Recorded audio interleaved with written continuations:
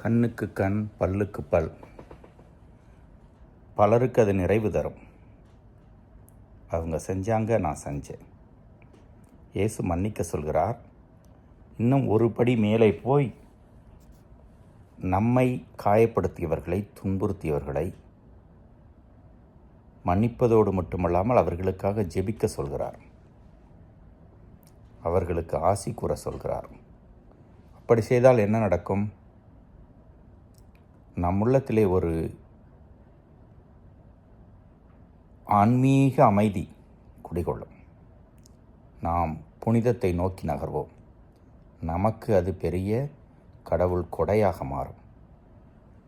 நல் உறவும் உருவாகும். மன்னித்து வருவதனால் அவர்களோடு நல் உறவிலே வாழ்வதற்கும் அது வழிவகுக்கும்.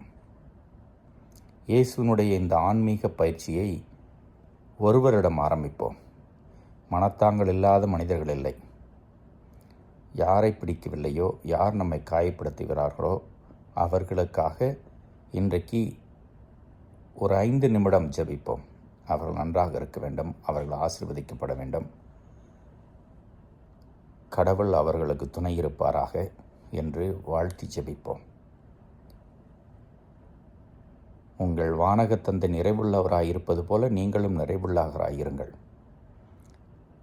இதிலே தான் நம்முடைய புனிதம் அடங்கி இருக்கிறது. இந்த பயிற்சியை மேற்கொண்டு இறைவனுடைய பிள்ளையாக வாழ்வோம்.